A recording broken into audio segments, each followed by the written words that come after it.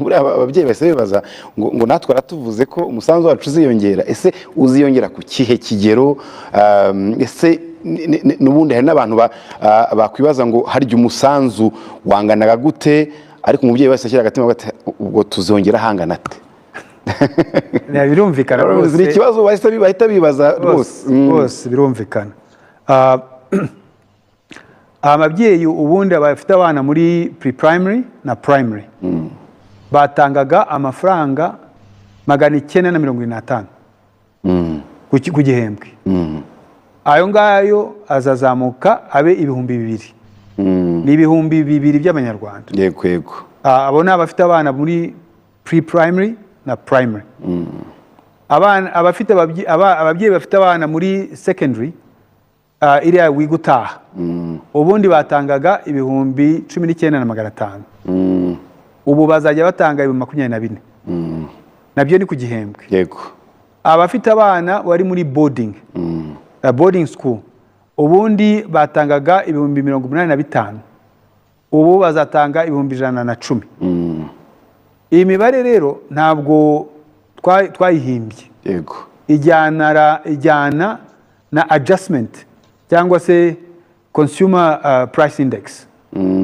Rero bireba uburyo ibiguzi byagiye bihinduka, ibiciro ku isoko uko byagiye bihinduka buri mwaka. Ahubwo nko muri boarding school iyo ukoreye iyo mibare byari kuba menshi kurusha 120,000, ariko ko yari asanzwe ari menshi turavuga ngo leta izafasha kugira ngo hatarenga ku 110,000. Ariko ni uko nguko bihagaze. Rero ibyo byo kuzamuka ku musanzu w'ababyeyi na capitation grant bizatangira mu kwa mbere.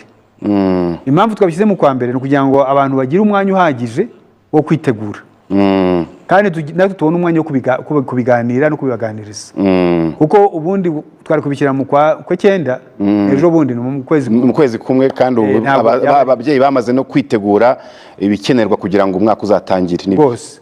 Rero ubwo ibyo ngibyo bizashyirwa mu bikorwa mu kwezi kwa mbere. Aho ngaho ibyo bintu bitatu rero turacyako bizaha imbaraga amashuri, noneho agakora neza kurusha.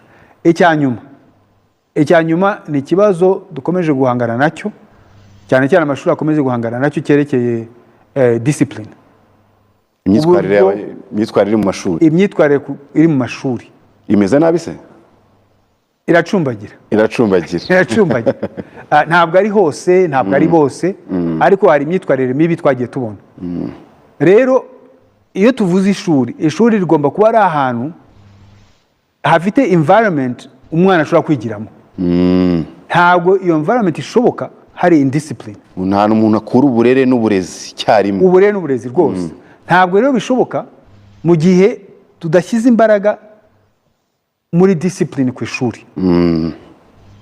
Ngira ngo mwabonye ko hirya no hino, ntabwo ari no mu mashuri gusa, ariko muri society at large hari ikibazo cy'inzoga, cyo gusinda, ibiyobyabwenge, ama drugs. Yego.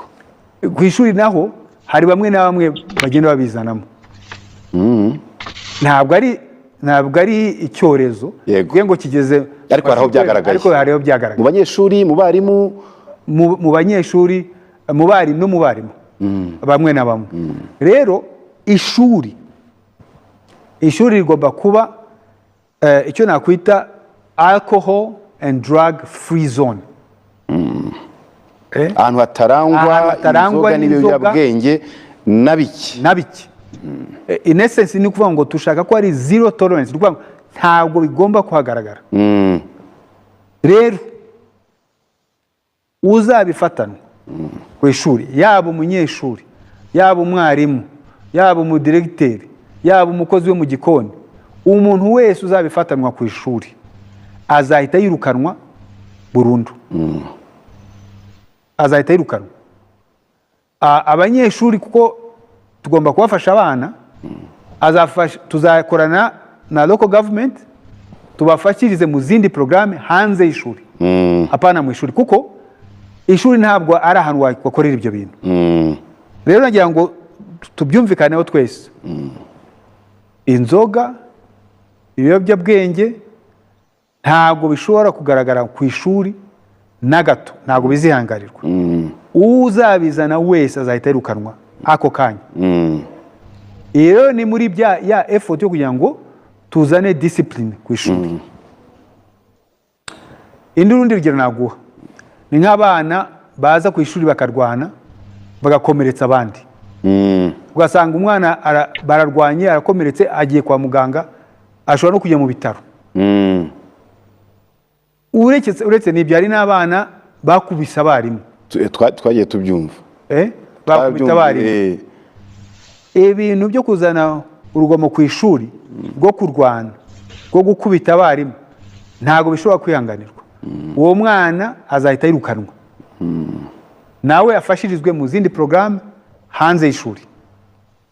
Twagiye tubona ariko n'abarimu nabo bagagiye bagaragaraho gukubita abana mu buryo rwose bubi cyane. Rwose ibyo byo nabo nuko. Discipline ni ku muntu wese. Ku muntu wese, ntabwo ari ku bana gusa, ariko ni ku muntu wese. Ariko mu by'ukuri umwarimu n'umuyobozi w'ishuri n'ababyeyi ku ishuri. N'ababyeyi ku ishuri. Abana bagomba kumva yuko abo bantu ari ababyeyi ku ishuri. Yego. Bakabubaha. Ntabwo twatoza abanyeshuri kujya baza ku ishuri ngo bahangane n'abarimu ngo tubyemere, kuko abo bantu bazajya no mu rugo batangiye gukubita ababyeyi. Ntabwo ari ibintu twakwemera. Rero bagomba kububaha, ariko nabo bagomba nyine kwitwara nk'ababyeyi. Ibyo rero ni ukugira ngo byose bikorwe, iyo discipline iba ihari kandi tuyishimangireho. Urugero rwa nyuma natanga aho discipline igomba gukaza, n'abana bakopeza, ugasanga ibyo gucitinga. Abo bana ndetse hari abo twabonye muri ibi bizamini bya leta, bo noneho bakoresha n'amatelefone. Amatelefone batari bakwiye kuba bazanye no ku ishuri. Aho ngaho tuributsa ababyeyi, tukibutsa abayobozi b'amashuri kugira ngo bakangurire abana banabibutse yuko kuzana telefone ku ishuri bitemewe, bisiga mu rugo. Cyo ni cyambere. Ariko noneho ibi byo gukopera no gukopeza, ubu ngubu iyo ufashwe ubona 0 muri icyo kizamini. Niko byari bisanzwe kandi niko bizakorwa, ahubwo tugomba gukaza kugira ngo koko uwo muco tubuce.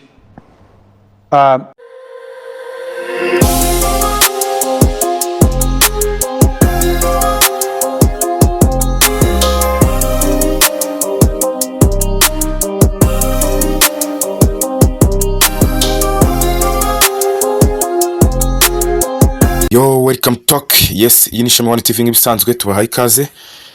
Ndagira ngo tubagezeho amakuru ajyanye n'uburezi mashya, impinduka mu mwaka 2026-2027. Ni impinduka enye zikomeye mu burezi. Iya mbere turagenda tuzivugaho, ariko turagira ngo duhere ku mpinduka ya mbere, tukomerezeho kuri part 2, part 3 and part 4. Ukuvuga ngo nk'uko Minisitiri w'Uburezi Nsengimana Joseph yabivuze cyangwa yabisobanuriye itangazamakuru, yavuze ko umwaka utaha w'amashuri 2023-2027 abanyeshuri bigaga primary cyangwa primary, ubwo no kuvuga ngo hari pre-primary na primary. Iyo tuvuze pre-primary dusangamo nursery, tukasangamo na primary. Primary nayo ibamo ibyiciro bibiri, ikababamo lower primary and upper primary.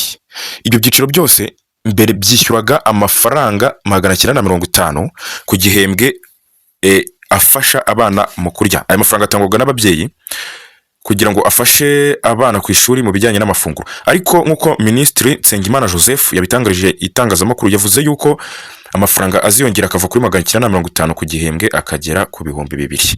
Ni impinduka rero zizaba mu mwaka utaha, ndetse yanongeye avuga ko secondary cyangwa amashuri yisumbuye biga bataha ku gihembwe bo batangaga 19,500, ubu bagiye kuzajya bishyura 24,000 ku gihembwe. Ni impinduka rero, urumva ko ari amafaranga yiyongereyemo.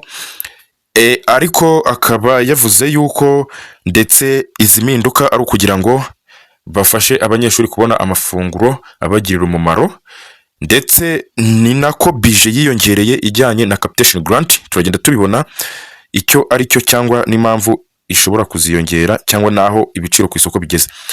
Nongeye kuvuga yuko nanone secondary ku biga barara cyangwa boarding bo bishyuraga ibihumbi 85 ku gihembwe, ariko bo ngo bazajya bishyura ibihumbi 110 ku gihembwe.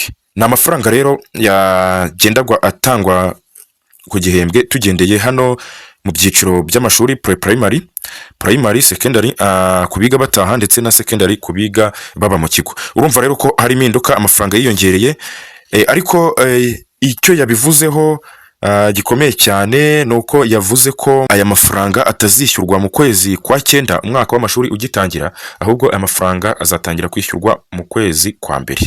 Ahangaha mu byumve neza, yabivuze arabisobanurira, byavuzwe na Dr.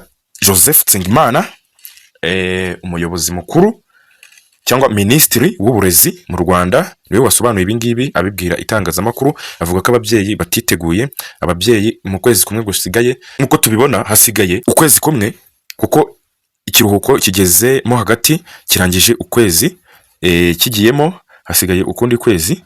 Niyo mpamvu rero yavuze yuko amafaranga azishyurwa mu kwezi kwa mbere, atazishyurwa mu kwezi kwa 9, kuko yavuze ko ababyeyi bataba biteguye, bamwe na bamwe bamaze no gukusanya ibikoresho ndetse n'iyo minerivare bari basanzwe bazi ko batanga, cyane cyane abiga barara.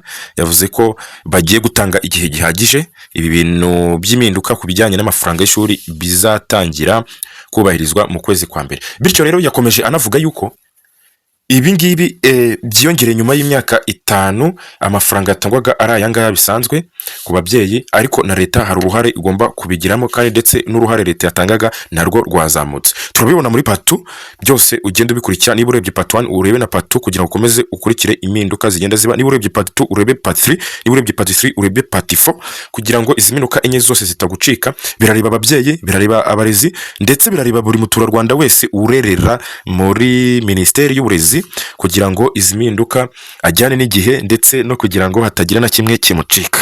Byose rero ni kuri Shami One TV, ukore subscribe kugira ngo ujye ubona notification y'ibigezweho, ndetse byose nta handi wabisanga uretse aho ngaho.